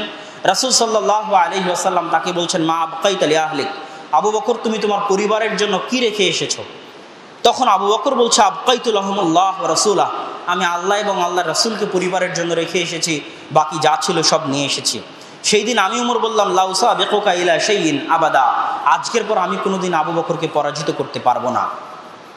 তো তাবুকের যুদ্ধ এবং মুতার যুদ্ধ, এই দুটো যুদ্ধ মক্কার কোনো কাফের মুশরিকদের সাথে সংগঠিত হয়নি, মক্কার আশেপাশের কোনো গোত্রের সাথে সংগঠিত হয়নি, বা আরব অঞ্চলের কোনো গোত্রের সাথে সংগঠিত হয়নি, বরং বাইতুল মুকাদ্দাস বিজয়ের জন্য যারা রোমান সম্রাট, যারা বাইতুল মুকাদ্দাসের দায়িত্বে ছিল, তাদের বিরুদ্ধে ছিল মুসলমানদের যুদ্ধ রাসূল সাল্লাল্লাহু আলাইহি ওয়াসাল্লামের জীবদ্দশায়। রাসূল সাল্লাল্লাহু আলাইহি ওয়াসাল্লামের মৃত্যুর পরে যখন আবু বকর রাদিয়াল্লাহু তাআলা আনহু খেলাফতের দায়িত্বভার গ্রহণ করলেন, তো রাসূল সাল্লাল্লাহু আলাইহি ওয়াসাল্লাম মৃত্যুর পূর্বে আরেকটা বাহিনী রেডি করছিলেন, যেই বাহিনীর দায়িত্বভার দিয়েছিলেন মুতার যুদ্ধে, যিনি তাকে সেনাপতি করেছিলেন যায়েদ বিন হারেসা, যিনি মারা গেছেন। তার ছোট্ট ছেলে 16-17 বছরের যুবক কিশোর ওসামা বিন যায়েদ, তার হাতে তিনি নেতৃত্বের ভার দিয়ে পুনরায় তাকে পাঠাচ্ছিলেন রোমানদের বিরুদ্ধে। ওই বাহিনী রওনা হয়েও গেছিল, মদিনা অতিক্রম করেও গেছিল, তখন রাসূল সাল্লাল্লাহু আলাইহি ওয়াসাল্লামের মৃত্যু হয়। আবু বকর রাদিয়াল্লাহু তাআলা আনহু খেলাফতের দায়িত্বভার গ্রহণ করা মাত্রই সারা আরবে ফিতনা ছড়িয়ে পড়ে। মানুষ মুরতাদ হয়ে যায়, কেউ যাকাত দিতে চায় না, মিথ্যুক নবুয়তের দাবিদারদের আবির্ভাব ঘটে। তখন আবু বকর রাদিয়াল্লাহু তাআলা আনহুকে সব সাহাবী পরামর্শ দিচ্ছিলেন যে এখন যত সেনাবাহিনী আছে সবকে মদিনাতেই থাকা উচিত, কেননা মানুষ মনে করবে যে মুহাম্মাদের কওম, মুহাম্মদ সাল্লাল্লাহু আলাইহি ওয়াসাল্লামের উম্মত তার মৃত্যুতে দুর্বল হয়ে গেছে, এই মনে করে তারা মদিনায় আক্রমণ করতে পারে। এদিকে অনেক মানুষ নবুয়তের, মিথ্যা নবুয়তের দাবিদার তৈরি হয়েছে, অনেকে যাকাত অস্বীকার করে বসেছে। তখন আবু বকর রাদিয়াল্লাহু তাআলা আনহু বললেন, লাজারাতিল কিলাবু বিউম্মাহাতিল মুমিনিন, যদি উম্মাহাতুল মুমিনিনদের পা আল কিলাব, কুকুর শ্রীগাল টেনে হেঁচড়ে নিয়ে যায়, তো তবুও আমি আবু বকর ওই সেনাবাহিনীকে বিরত রাখবো না রওনা করতে, যেই সেনাবাহিনীকে মুহাম্মদ সাল্লাল্লাহু আলাইহি ওয়াসাল্লাম রওনা করিয়েছিলেন। তো এই সেনাবাহিনীও রওনা হয়েছিল বাইতুল মুকাদ্দাস বিজয় করার জন্য। তারপরে দীর্ঘ 1 বছর যাবৎ আবু বকর রাদিয়াল্লাহু তাআলা আনহু মুরতাদদের বিরুদ্ধে, মিথ্যুক নবুয়তের দাবিদারদের বিরুদ্ধে, যাকাত অনাদায়কারীদের বিরুদ্ধে যুদ্ধ পরিচালনা করেন। তারপরে তিনি তার সেনাবাহিনীকে তাদের ফিতনা থেকে মুক্ত হওয়ার পর 2 ভাগে বিভক্ত করে দেন। এক ভাগ খালিদ বিন ওয়ালিদের নেতৃত্বে চলে যায় পারস্য বিজয় করার জন্য, আর আরেক ভাগকে তিনি 4 ভাগে ভাগ করে দেন, যাদেরকে তিনি পাঠান শাম, ফিলিস্তিন বা বাইতুল মুকাদ্দাস বিজয় করার জন্য। বাইতুল মুকাদ্দাস বিজয়ের পথে আবু বকর রাদিয়াল্লাহু তাআলা আনহুর জীবদ্দশায় প্রথম যে যুদ্ধ সংঘটিত হয় সেটা হচ্ছে আজনা দাইনের যুদ্ধ। আজনা দাইনের এই যুদ্ধ হচ্ছে সর্বপ্রথম আবু বকর রাদিয়াল্লাহু তাআলা আনহুর খেলাফত আমলে বাইতুল মুকাদ্দাসকে বিজয় করার জন্য যুদ্ধ। এই যুদ্ধে খালিদ বিন ওয়ালিদ ছিলেন এবং আরও বহু সাহাবী ছিলেন যারা এই যুদ্ধে অংশগ্রহণ করেছেন। আজনা দাইন হচ্ছে বর্তমান ফিলিস্তিনের রামাল্লা থেকে মাত্র 30-40 কিলোমিটার দক্ষিণে, জায়গার নাম হচ্ছে আজনা দাইন। এই যুদ্ধে মুআজ বিন জাবাল রাদিয়াল্লাহু তাআলা আনহু থেকে অনেক বড় সাহাবী ছিলেন। এই যুদ্ধে মুআজ বিন জাবাল সাহাবীদেরকে বলেছিলেন, ইয়া মা'শারাল মুসলিমিন আশরু আনফুসাকুম আল ইয়াউমা লিল্লাহ, আজকে তোমরা তোমাদের নিজের জীবনকে বিক্রি করে দাও আল্লাহর জন্য। ফাইন্নাকুম মিন হাজামতুমুহুম আল ইয়াউম কানাত লাকুম হাদিহিল বিলাদ দারাল ইসলাম আবাদা, আজ যদি তোমরা বিজয় লাভ করতে পারো তাহলে এই পুরো ফিলিস্তিন, পুরো শাম চিরদিনের জন্য বিলাদুল ইসলাম বা মুসলমানদের দেশ হিসেবে থেকে যাবে। এটা ছিল আবু বকর রাদিয়াল্লাহু তাআলা আনহুর জীবদ্দশায় সংঘটিত হওয়া যুদ্ধ। আবু বকর রাদিয়াল্লাহু তাআলা আনহু ফিলিস্তিনের বিজয় দেখে যেতে পারেননি। আবু বকর রাদিয়াল্লাহু তাআলা আনহুর মৃত্যুর পরে ওমর রাদিয়াল্লাহু তাআলা আনহু যখন ক্ষমতার দায়িত্বভার গ্রহণ করেন, ক্ষমতার দায়িত্বভার গ্রহণ করা মাত্রই তিনি খালিদ বিন ওয়ালিদকে প্রধান সেনাপতির পদ থেকে অপসারণ করেন। এটা ওমর রাদিয়াল্লাহু তাআলা আনহুর খেলাফত আমলের এক ব্যতিক্রমধর্মী সিদ্ধান্ত ছিল, যেটা ঐতিহাসিকদের আলোচনায় বিভিন্ন রকম উল্টাপাল্টা আলোচনা হয়, কিন্তু আসলে কেন তিনি তাকে প্রধান সেনাপতির দায়িত্বভার থেকে অপসারণ করেছিলেন সে বিষয়ে তার নিজস্ব কিছু বর্ণনা বিভিন্ন রেওয়ায়েতে পাওয়া যায়। ওমর রাদিয়াল্লাহু তাআলা আনহু বলছেন, ওয়াল্লাহি ইন্নী লামা আযিলহু আন সাখাতিহি ওয়ালা খিয়ানা, আমি খালিদ বিন ওয়ালিদকে তার কোনো ভুলের কারণে অপসারণ করিনি। ওয়ালাকিন্নী রাআইতু, বরং আমি দেখছি, আন্নান নাস ক্বাদ ফুতিনু বিহি ফাখাশাইতু আন ইউওয়াক্কিলু ইলাইহি, আমি দেখছি যে মানুষ মনে করে বসতেছে যে খালিদ বিন ওয়ালিদ থাকলেই যুদ্ধে বিজয় হয়, আর খালিদ বিন ওয়ালিদ যদি না থাকে তাহলে যুদ্ধে বিজয় হবে না। আমি মানুষের এই আকিদাকে নষ্ট করার জন্য, ধ্বংস করার জন্য আমি মূলত খালিদ বিন ওয়ালিদকে প্রধান সেনাপতির পদ থেকে অপসারণ করেছি, যাতে মানুষ বুঝে যে বিজয় আসে আল্লাহর পক্ষ থেকে, কোনো ব্যক্তির কারণে নয়, বিজয় সংখ্যাধিক্যের কারণে নয়, শক্তি ক্ষমতার কারণে নয়, বরং ইখলাস এবং ঈমানের কারণে। এবং ঠিকই খালিদ বিন ওয়ালিদের অপসারণের পরে যখন আবু উবাইদা ইবনুল জাররাহকে প্রধান সেনাপতির দায়িত্ব দেওয়া হলো, তখন তার নেতৃত্বে বাইসানের যে যুদ্ধ সংঘটিত হয়েছিল, এই যুদ্ধে মুসলমানেরা বিজয় লাভ করেছিলেন। আর এই যুদ্ধে খালিদ বিন ওয়ালিদ একজন সাধারণ সেনা হিসেবে আবু উবাইদা ইবনুল জাররাহের অধীনে সেই দিন তিনি যুদ্ধ করেছিলেন। এবার আমরা দেখব বাইতুল মুকাদ্দাস বিজয়ের সর্বশেষ এবং সবচেয়ে বড় যুদ্ধ। বাইতুল মুকাদ্দাস বিজয়ে সর্বশেষ, কেননা কিছুক্ষণ পরে আমরা দেখব ওমর রাদিয়াল্লাহু তাআলা আনহু বাইতুল মুকাদ্দাস বিজয় করবেন। বাইতুল মুকাদ্দাস বিজয়ের সর্বশেষ এবং সবচেয়ে বড় এবং সবচেয়ে ভয়ঙ্করতম যুদ্ধ, সেই যুদ্ধ হচ্ছে ইয়ারমুকের যুদ্ধ। রোমান সম্রাট হেরাক্লিয়াস আন্তাকিয়া বা এন্টাকি, যেটা তুরস্ক এবং সিরিয়ার সীমান্তবর্তী অঞ্চলে এখনও আছে, গুগল ম্যাপে সার্চ দিলে এখনও দেখা যাবে, সেখানে বসে সে পরিকল্পনা করতে থাকলো যে এই যে মুসলমানেরা পারস্য এবং রোমানদের বিরুদ্ধে অব্যাহত যুদ্ধ চালিয়ে যাচ্ছে, এবং আজনাদাইনের যুদ্ধে যে তাদের পরাজয় হয়েছে, বাইসানের যুদ্ধে তাদের পরাজয় হয়েছে, এটার প্রতিশোধ নেওয়ার জন্য, ভয়ঙ্করতম প্রতিশোধ নেওয়ার জন্য সে রওনা করলো। এবং তার সাথে ছিল 2 লক্ষের বেশি সেনাবাহিনী। 2 লক্ষের বেশি সেনাবাহিনীর মাঝে মুসলমানদের ছিল মাত্র 30,000 সেনাবাহিনী, আর মুসলমানদের প্রধান সেনাপতির দায়িত্বে ছিলেন আবু উবাইদা ইবনুল জাররাহ।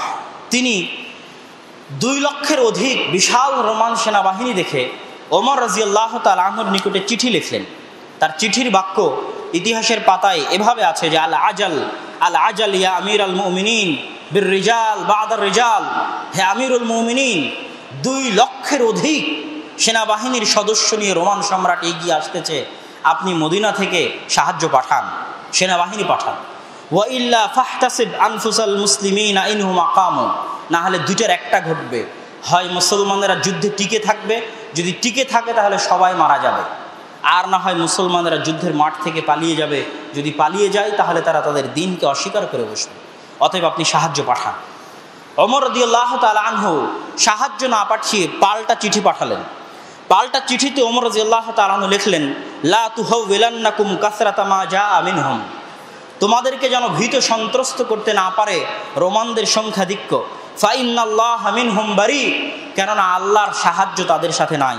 ওমান বারি আল্লাহু মিনহু, আর যাদের সাথে আল্লাহর সাহায্য নাই তারা এমন দেওয়ালের মতো যেই দেওয়াল কোনো উপকার করতে পারে না। ওয়ালা তাওহাশাকা কিল্লাতাল মুমিনিন, আর মুমিনিনদের সংখ্যার স্বল্পতা তোমাকে যেন ভীত সন্ত্রস্ত না করে। ফাইন্নাল্লাহা মাআক, কেননা আল্লাহ তোমার সাথে আছে। ওয়ালাইসা কালিলান মান কানা আল্লাহু আযজা ওয়া জাল্লা মাআ, আর যার সাথে আল্লাহ সুবহানাহু ওয়া তাআলা থাকে তারা সংখ্যায় অল্প হতে পারে না। তারপর ওমর রাদিয়াল্লাহু তাআলা একটা আয়াত লিখলেন, যে আয়াত আমরা গত জুমায় পড়েছি, যে আয়াত অবতীর্ণ হয়েছিল যখন জালুতের বিরুদ্ধে যুদ্ধের জন্য দাউদ আলাইহিস সালাতু ওয়াস সালাম এবং তালুত রওনা করেছিলেন।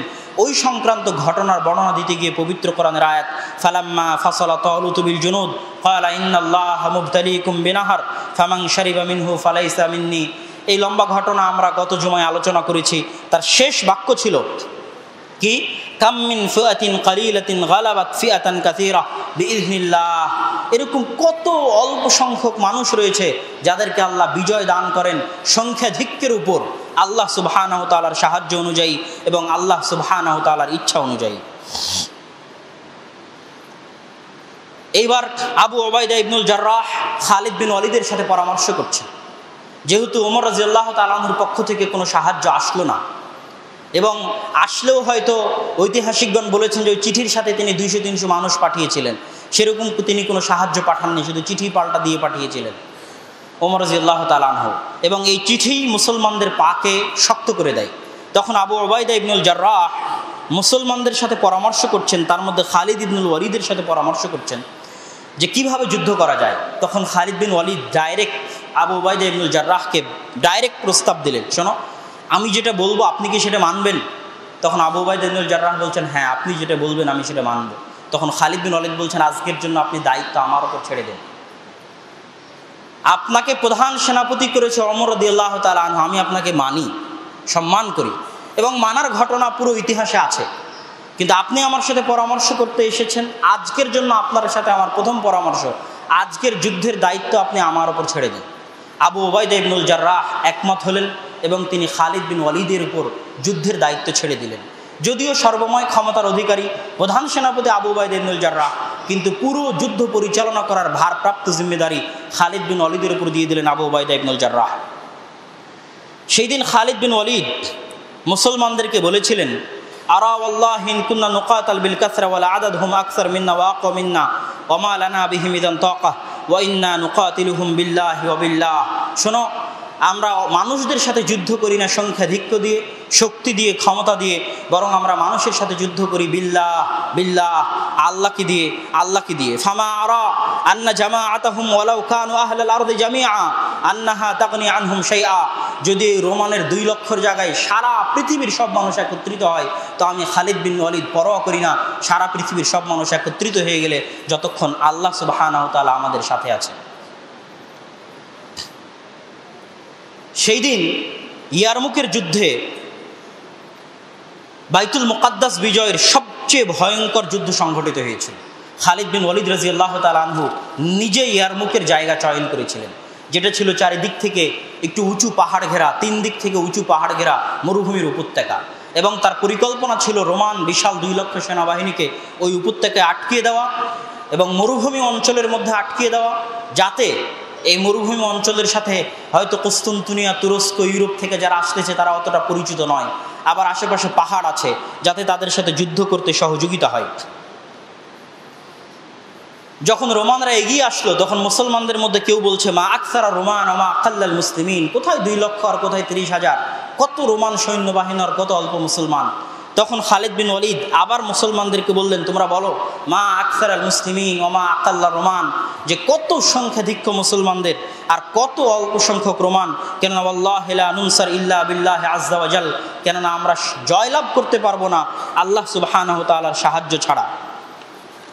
এইভাবে ইয়ারমুকের যুদ্ধে মুসলমানরা বিজয় লাভ করে, আর এটাই ছিল বাইতুল মুকাদ্দাস বিজয়ের সর্বশেষ যুদ্ধ।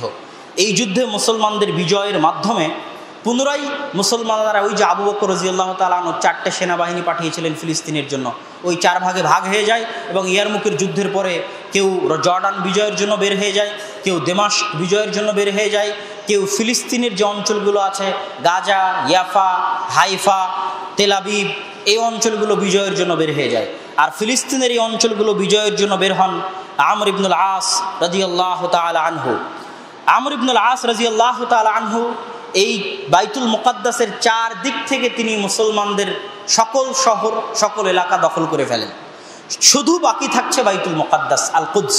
যখন শুধু আল কুদস বাকি, তখন আমর ইবনুল আস রওনা দিলেন আল কুদসের দিকে। জেরুজালেমকে 4 দিক থেকে তিনি দখল করে ফেলেছেন, এখন তিনি কুদসের দিকে রওনা দিলেন। কুদসের দিকে রওনা দেওয়ার বিশাল ঘটনা আছে, সেই লম্বা ঘটনায় আমরা না গিয়ে আজকে যেহেতু ওমর রাদিয়াল্লাহু তাআলা আনহু কর্তৃক বাইতুল মুকাদ্দাস বিজয়ের ঘটনা বলে শেষ করব। তো জেরুজালেম তখন ছিল রোমানদের সবচেয়ে শক্তিশালী দুর্গ, সবচেয়ে কেন্দ্রস্থল। সেটা যখন তিনি কাছে গেলেন, কাছে যাওয়ার পর তিনি চিঠি লিখে পাঠালেন আবু উবাইদা ইবনুল জাররাহের নিকটে, যে এখানে একাই আমার পক্ষে বিজয় লাভ করা সম্ভব নয়, আপনি আসেন।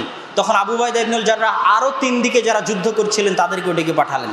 তখন বাইতুল মুকাদ্দাসের চারিপাশে যত মানুষ জমা হয়েছিল মুসলমানদের পক্ষ থেকে, তার মধ্যে শুধু 4000 সাহাবী ছিল।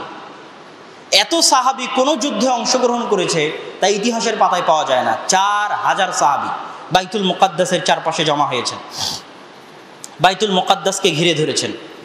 বাইতুল মুকাদ্দাসকে ঘিরে ধরার পর যখন ভেতরে যে পাদ্রী আছে সেই পাদ্রী সিদ্ধান্তহীনতায় ভুগছে যে সে কী করবে। সিদ্ধান্তহীনতায় ভুগতে যখন আবু উবাইদা ইবনুল জাররাহ আসেন তখন মুসলমানেরা তাকবীর দিচ্ছিল। মুসলমানদের তাকবীর ধ্বনিতে পাদ্রী ভিতর থেকে বের হয়ে এসে দেখলো যে কে এসেছে, দেখে আবু উবাইদা ইবনুল জাররাহ। তখন সে তার হাতে থাকা তাওরাত বা ইনজিলের সাথে মিলিয়ে দেখে যে বাইতুল মুকাদ্দাস যার বিজয় করার কথা সে তো এ নয়।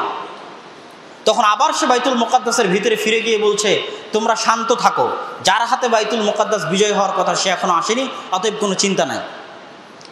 কিন্তু খাদ্যের সংকটের কারণে, পানির সংকটের কারণে পাদ্রী আবার বের হয়ে এসে আমর ইবনুল আসের সাথে কথা বলতে চায়। আমর ইবনুল আসের সাথে কথা বলতে বলতে মদিনায় বসে থাকা ওমর রাদিয়াল্লাহু তাআলা আনহুর বৈশিষ্ট্যের আলোচনা আসে। যখন ওমর রাদিয়াল্লাহু তাআলা আনহুর বৈশিষ্ট্য পাদ্রী শুনে তখন পাদ্রী বলে, হ্যাঁ এই তো সে যার হাতে বাইতুল মুকাদ্দাস বিজয় হবে, আমাদের কিতাবে লেখা আছে। তাহলে এক চুক্তিতে এক শর্তে আমরা বাইতুল মুকাদ্দাস তোমাদের হাতে দিতে পারি, সেটা হচ্ছে খলিফাতুল মুসলিমিন আমিরুল মুমিনিন ওমর রাদিয়াল্লাহু তাআলা আনহুকে বাইতুল মুকাদ্দাসে উপস্থিত হওয়া লাগবে। তাহলে বাইতুল মুকাদ্দাসে 4 খলিফার দ্বিতীয় খলিফা ওমর রাদিয়াল্লাহু তাআলা আনহু উপস্থিত হচ্ছেন। আবু উবাইদা ইবনুল জাররাহ চিঠি লিখে পাঠালেন, ওমর রাদিয়াল্লাহু তাআলা আনহু বলছেন, আমি আসছি বাইতুল মুকাদ্দাসের উদ্দেশ্যে। ওমর রাদিয়াল্লাহু তাআলা আনহু অর্ধ শতাব্দীর খলিফা হওয়ার পরও মদিনা থেকে মাত্র, এটা ইবনু আসাকিরের তারিখে সহিহ সূত্রে প্রমাণ পাওয়া যায়, কাল্পনিক ঘটনা নয়, বাস্তব ঘটনা। মদিনা থেকে মাত্র একটা বাহন, একটা উট আর তার সাথে একজন গোলাম নিয়ে তিনি রওনা হলেন। তার পরনে ছিল তালি লাগানো ছিটে ফাটা জামা। অর্ধ শতাব্দীর খলিফা, আর গোলামের সাথে তার চুক্তি ছিল এই লম্বা রাস্তায় 1000 কিলোমিটার রাস্তা, 1000 কিলোমিটারের বেশি। আপনি মদিনা থেকে সার্চ দিয়ে বাইতুল মুকাদ্দাস পর্যন্ত দেখবেন 1000 কিলোমিটারের বেশি রাস্তা। অর্ধেক রাস্তা আমি বহন করব, তারপরে আবার তুমি, তারপরে আবার আমি, তারপরে আবার তুমি। এইভাবে ওমর রাদিয়াল্লাহু তাআলা আনহু গোলামের সাথে এই চুক্তিতে আবদ্ধ হয়ে আসলেন। যেই মুহূর্তে দামেস্ক গেট, এখনও জেরুজালেমের দামেস্ক গেট আছে, দামেস্ক গেট দিয়ে ওমর রাদিয়াল্লাহু তাআলা আনহু নিকটবর্তী এসে গেছেন, কাছে এসে গেছেন, তখন তার পালি ছিল উটের রশি ধরে টানা, আর উটের উপর বসেছিল গোলাম। আবু উবাইদা ইবনুল জাররাহ নিজে অনেক বড় পরহেজগার, অনেক বড় তাকওয়াবান এবং অনেক বড় আল্লাহ ভীরু মানুষ হওয়ার পরও আবু উবাইদা ইবনুল জাররাহের অন্তরে কষ্ট হলো। কি কষ্ট হলো? যে এই এত বড় ফিলিস্তিনের অধিবাসী, জেরুজালেমের অধিবাসীরা কি মনে করবে যে মুসলমানদের বাদশাহ এরকম এত ছিটেফাটা জামা পরে, পুরো শরীর ধুলোয় মলিন, বৃত্তিহীন মাটিতে মলিন অবস্থায় আসতেছে। এটা তার অন্তরে কষ্ট দিল। তিনি কাছে গিয়ে ওমর রাদিয়াল্লাহু তাআলা আনহুকে বলছেন, ওমর রাদিয়াল্লাহু তাআলা আনহু, আপনি এটা কি পোশাক পরে এসেছেন? ইয়ানজুরু ইলাইনা রোমান নাজরা তাকিল্লা, রোমানরা আমাদেরকে ছোট চোখে দেখতেছে, নিচু চোখে দেখতেছে, আপনি কিভাবে এখানে এসেছেন? তখন ওমর রাদিয়াল্লাহু তাআলা আনহু বলছেন, লাউ কানা গায়রু ক্বালাহা, হে আবু উবাইদা ইবনুল জাররাহ, আজকের এই কথা তুমি না বলে যদি অন্য কেউ বলতো তাহলে মানাতো। কুন্না কওমান আযিল্লাহ, আমরা ছিলাম অপমানিত জাতি, আমাদের কোনো মান সম্মান ছিল না, মুশরিক ছিলাম, সমাজে অগ্রহণযোগ্য ছিলাম, আমাদের কোনো ক্ষমতা ছিল না, আমাদের কোনো দাপট ছিল না। ফাআজ্জানাল্লাহু আযজা ওয়া জাল্লা বিল ইসলাম, আল্লাহ আমাদেরকে ইসলাম দিয়ে সম্মানিত করেছেন, আল্লাহ আমাদেরকে ইসলাম দিয়ে ক্ষমতা দিয়েছেন, আল্লাহ আমাদেরকে ইসলাম দিয়ে সাহায্য দিয়েছেন। ওয়া মাহমাবতাগাইনাল ইজ্জা ফি গায়রি আযাল্লানাল্লাহু আযজা ওয়া জাল্লা, ইসলাম ব্যতীত অন্য কিছু যদি আমরা খুঁজতে যাই, অন্য কিছুর যদি আমরা অনুসরণ করতে যাই, পুনরায় আল্লাহ আমাদেরকে অপমানিত করে দিবেন। ওমর রাদিয়াল্লাহু তাআলা আনহুর এই বাক্য স্বর্ণাক্ষরে লিখে রাখার মতো। বাইতুল মুকাদ্দাস বিজয় হলো। বিজয় হওয়ার পর আমি সংক্ষেপে শেষ করে দিচ্ছি। ওমর রাদিয়াল্লাহু তাআলা আনহুর সাথে চুক্তি হলো। সেই চুক্তির এখনও সেই চুক্তিনামাটা, লিখিত চুক্তিনামাটা ফিলিস্তিনের যে কেয়ামা কানিসা আছে, কেয়ামা গির্জা আছে, সেই কেয়ামা গির্জায় এখনও সংরক্ষিত আকারে আছে। সেই চুক্তিতে লেখা আছে, হাদা মা আতা আব্দুল্লাহ, এটা আল্লাহর বান্দা ওমর, তিনি নিজেকে ওখানে বড় কোনো লকবে সম্বোধন করেননি। আল্লাহর বান্দা ওমর আহলা ইলিয়া বাইতুল মুকাদ্দাসের অধিবাসীকে দিচ্ছে মিনাল আমান, নিরাপত্তা, আমান আনফুসিহিম ওয়া আমওয়ালিহিম, বাইতুল মুকাদ্দাসের খ্রিস্টান যত অধিবাসী আছে সকলের জান, মাল, ধন, সম্পদ নিরাপদ। যদিও আমরা মুসলমানেরা আমাদের আকীদা খ্রিস্টানদের আকীদার বিরোধী, কেননা মুসলমানদের কোরআনে লেখা আছে ওমা কাতালুহু ওয়া মা সালাবুহু ওয়ালাকিন শুব্বিহা লাহুম, মুসলমানেরা বিশ্বাস করে ঈসা আলাইহিস সালামকে হত্যা করা হয়নি, তাকে আসমানে উঠিয়ে নেওয়া হয়েছে, আর খ্রিস্টানরা বিশ্বাস করে তাকে হত্যা করা হয়েছে। এই বিরোধিতার পরও আতাহুম আমানান লিআনফুসিহিম ওয়া আমওয়ালিহিম, তাদেরকে আমি নিরাপত্তা দিচ্ছি, লা ইউকরাহুনা আলা দীনিহিম, ইসলাম গ্রহণ করার জন্য জবরদস্তি করানো হবে না, ওয়ালা ইউদাররা আহাদুম মিনহুম, কাউকে কোনো ক্ষতি করা হবে না, ওয়ালা ইয়াসকুনু বিইলিয়া মাআহুম আহাদুম মিনাল ইয়াহুদ, আর এই বাইতুল মুকাদ্দাসে তাদের সাথে কোনো ইহুদি বসবাস করতে পারবে না। এ আবার আজীব চুক্তিতে এখনো লেখা আছে। এই কথা কোথায় থেকে আসলো? এটা ওমর রাদিয়াল্লাহু তাআলা নিজে থেকে যোগ করেননি, এটা পাদ্রীর দাবি ছিল যে আপনি চুক্তিতে এই জিনিসগুলো যোগ করেন। তার মধ্যে এই বাক্যটা যোগ করতে ওমর রাদিয়াল্লাহু তাআলাকে বাধ্য করা হয় যে এই জেরুজালেমে কোনো ইহুদি বসবাস করতে পারবে। এবং নিকট অতীতেও ইহুদিদের উপর সবচেয়ে অত্যাচার, সবচেয়ে জুলুম, সবচেয়ে অপমান অপদস্থ মূলত খ্রিস্টানদের হাতেই হয়েছে। আপনারা হিটলারের কথা জানেন, 60 লক্ষ ইহুদিকে সে হত্যা, সে খ্রিস্টান ছিল। কেননা খ্রিস্টানরা ইহুদিদেরকে সহ্য করতে পারতো না। তাহলে আজকে আমেরিকা এবং ইউরোপ ওমর রাদিয়াল্লাহু তাআলার সাথে করা চুক্তি ভঙ্গ করেছে। আজকে তারা বাইতুল মুকাদ্দাসে ইহুদিদেরকে বসবাস করতে দিচ্ছে, অথচ তারা ওমর রাদিয়াল্লাহু তাআলার সাথে এই চুক্তি এখনও আছে ফিলিস্তিনের কিয়ামা গির্জার মধ্যে, যে ওমর রাদিয়াল্লাহু তাআলার সাথে তারা চুক্তি করেছিল এখানে কোনো ইহুদি বসবাস করতে পারবে না। ওমর রাদিয়াল্লাহু তাআলা চুক্তি কমপ্লিট করার পর পাদ্রীকে বললেন, পাদ্রী তাকে কিয়ামা গির্জায় নিয়ে গেল। তখনও তারা খুব সম্মান করত, এখনও সম্মান করত। সেই গির্জায় ঢোকার পর পাদ্রী ওমর রাদিয়াল্লাহু তাআলা আনহুকে বললেন যে আপনি এখানে সালাত আদায় করেন। ওমর রাদিয়াল্লাহু তাআলা বললেন, না, আমি যদি এখানে সালাত আদায় করি তাহলে আমার পরবর্তীতে যে সমস্ত মুসলমানেরা আসবে তারা বলবে ওমর রাদিয়াল্লাহু তাআলা এখানে সালাত আদায় করেছিলেন, অতএব এটাকে মসজিদ বানিয়ে দাও। তখন আপনার এই গির্জা টিকবে না, আপনার গির্জা মসজিদ হয়ে যাবে। তখন ওমর রাদিয়াল্লাহু তাআলা সেখানে সালাত আদায় করলেন না, এখনও সেই গির্জা আছে। যদি আসলে ওমর রাদিয়াল্লাহু তাআলা ওখানে সালাত আদায় করতেন তাহলে আসলে পরবর্তীতে কোনোদিন মুসলমানেরা সেটাকে মসজিদ বানিয়ে দিত। তখন ওমর রাদিয়াল্লাহু আপনি নিয়ে চলেন আমাকে বাইতুল আকসায়, বাইতুল মুকাদ্দাসে, সেটা কোথায়? তখন পাদ্রী বলছে, আপনি কি ওই জায়গা খুঁজতেছেন যেই জায়গাকে ইহুদিরা সবচেয়ে সম্মান করে? তখন হ্যাঁ, আমি ওই জায়গা খুঁজতেছি এটাকে ইহুদিরা সবচেয়ে সম্মান করে। তখন পাদ্রী তাকে নিয়ে গেলেন এক বিশাল উঁচু জায়গায়, বড় বড় পাথর রাখা, অপরিচ্ছন্ন অপরিষ্কার অবস্থায় পড়ে আছে। তখন ওমর রাদিয়াল্লাহু তাআলা নিজে বাইতুল মুকাদ্দাস পরিষ্কার করা শুরু করলেন, তার সাথে সাহাবীরাও হাত লাগিয়ে বাইতুল মুকাদ্দাস পরিষ্কার করা শুরু করলো।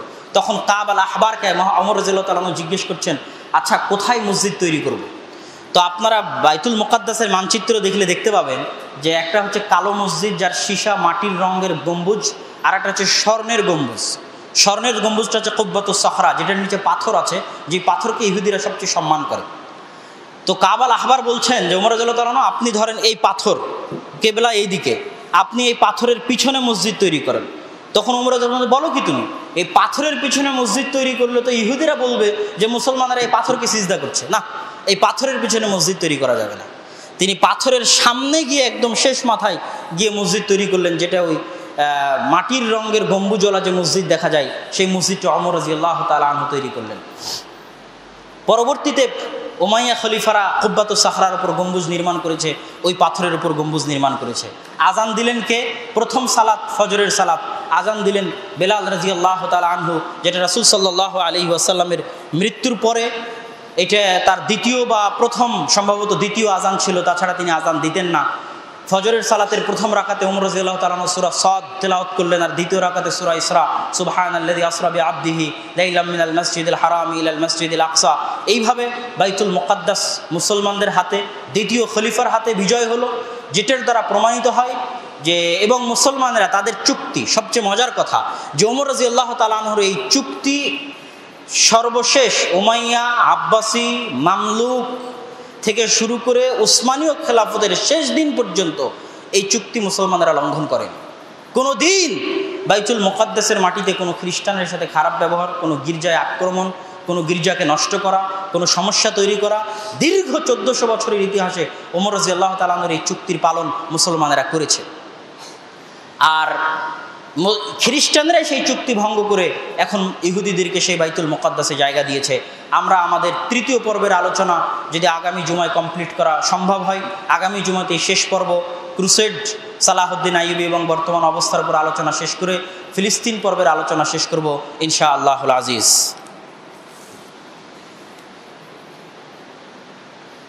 الحمد لله وحده والصلاة والسلام على من لا نبي بعده يا أيها الذين آمنوا صلوا عليه وسلموا تسليما اللهم صل على محمد وعلى آل محمد كما صليت على إبراهيم وعلى آل إبراهيم إنك حميد مجيد اللهم بارك على محمد وعلى آل محمد كما باركت على إبراهيم وعلى آل إبراهيم إنك حميد مجيد ربنا ظلمنا أنفسنا وإن لم تغفر لنا وترحمنا لنكونن من الخاسرين ربنا آتنا في الدنيا حسنة وفي الآخرة حسنة وقنا عذاب النار رب ارحمهما كما ربياني صغيرا رب ارحمهما كما ربياني صغيرا رب ارحمهما كما ربياني صغيرا اللهم انصر المظلومين المسلمين المجاهدين في فلسطين